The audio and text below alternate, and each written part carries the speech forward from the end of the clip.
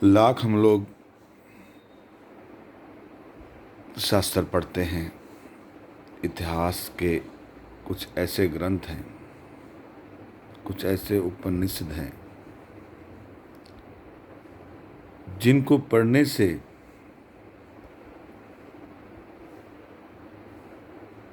दुनिया का ज्ञान तो मिलता है, दुनिया में रहने का ज्ञान तो मिलता है, दुनिया को जानने का ज्ञान तो मिलता है, उसमें भगवान को पूजा अर्चना उपासना करने का ज्ञान मिलता है। लेकिन एक वो ज्ञान है जिसे एक बारी मिल जाए वो इस आवागमन को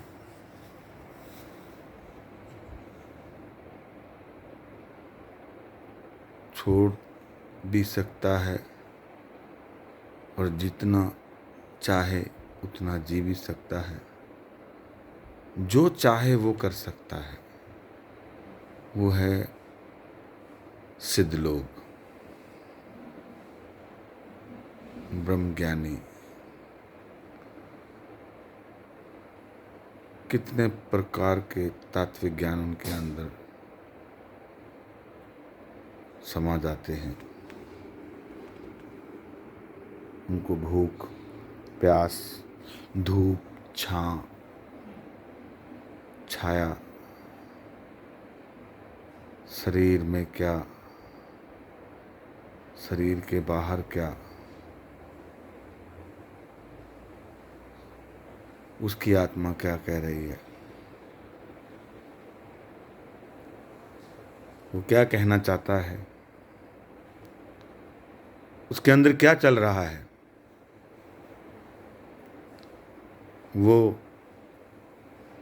किसी का अच्छा सोच रहा है, वो किसी का बुरा सोच रहा है, वो सब प्राप्तियों का जो एक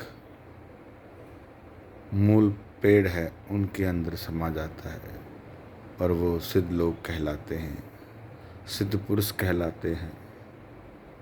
क्योंकि तात्विक ज्ञान, अलौकिक ज्ञान ये बहुत शक्तिशाली सिद्ध लोग होते हैं जिनके पास ये प्राप्त होता है, जो कुछ भी कर सकते हैं। वो ज्ञान श्रेष्ठ ज्ञान है और वो ज्ञान भी हमें मानव जन्म में भी सबसे ज़्यादा प्राप्त होता है और किसी और योनि में भी ये प्राप्ति हो सकती है। लेकिन ज़्यादातर शास्त्र के माध्यम से यही ज्ञात हुआ है कि मानव बहुत ज़्यादा शक्तिशाली है, जिसने हठ योग, साधना, तपस्या, बहुत प्रकार के ऐसे कर्म करके परमपिता परमात्मा को, परम तत्व को ज़्यादा से ज़्यादा महसूस किया है, उनकी शक्तियों को अपने अंदर समाया है, उनके शब्दों में और शब्दों की पूजा की है और उनकी साधना से प्रसन्न होकर देवी देवता सिद्ध लोगों ने अटूट आशीर्वाद दिया है। प्रत्यक्ष को प्रमाण की आवश्यकता नहीं, परंतु प्रत्यक्ष से प्रमाण तक जाने की आवश्यकता अवश्य है। दूध में मक्खन है, सब जानते हैं, परंतु मक्खन तक जाने की प्रक्रिया तो करनी पड़ती है। पहले दूध गर्म किया जाता है, उसे ठंडा करके उसको जाग दिया जाता है। जाग देने के पश्चात फिर वो दही बनता है। दही बनने के उपरांत फिर उसमें उसको रिड़का जाता है। रिड़क के जाने के बाद फिर उसके दो भाग हो जाते हैं। एक श्रेष्ठ ऊपर होता है, उसमें मक्खन निकलता है, और जो नीचे रह जाता है तो उसमें लस्सी कहलाती है। मानव भी अंदर से कुछ है, बाहर से कुछ है, लेकिन जब अपने आप को अंदर रिड़कता है तो अवश्य एक न एक दिन परम तत्व मखनी की तरह ऊपर आता है। काया अलग चीज़ है, माया अलग चीज़ है, लेकिन ज्ञान दोनों से अलग है। जीवन पार्थक करने के लिए, जीवन को सूक्ष्म बनाने के लिए, जीवन की हर विधि को अपनाने के लिए प्रेम बहुत ही आवश्यक है, शांति बहुत ही आवश्यक है। क्रोध से कुछ हासिल नहीं होता। हम क्यों क्रोध करते हैं? किसके लिए क्रोध करते हैं? क्या क्रोध करने से कुछ हासिल हो जाएगा? जो मेरा है नहीं, मैं उसके ऊपर क्यों क्रोध करूं?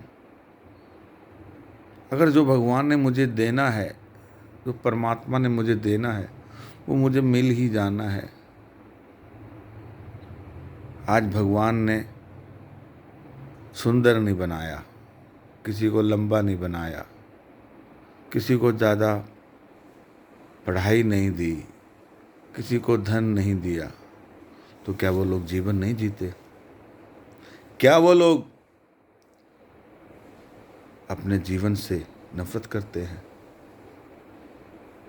नहीं, ऐसा नहीं होता। धीरज रखनी चाहिए। जैसा भगवान ने बनाया है उसको स्वीकार करना चाहिए। यही जीवन की दस्तूर है। और कभी भी भगवान के बनाए नियमों से और उनकी बनाई सृष्टि को बुरा भला नहीं बोलना चाहिए।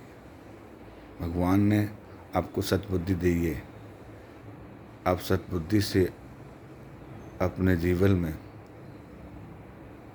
बहुत तरह के विचार प्रकट कर सकते हो।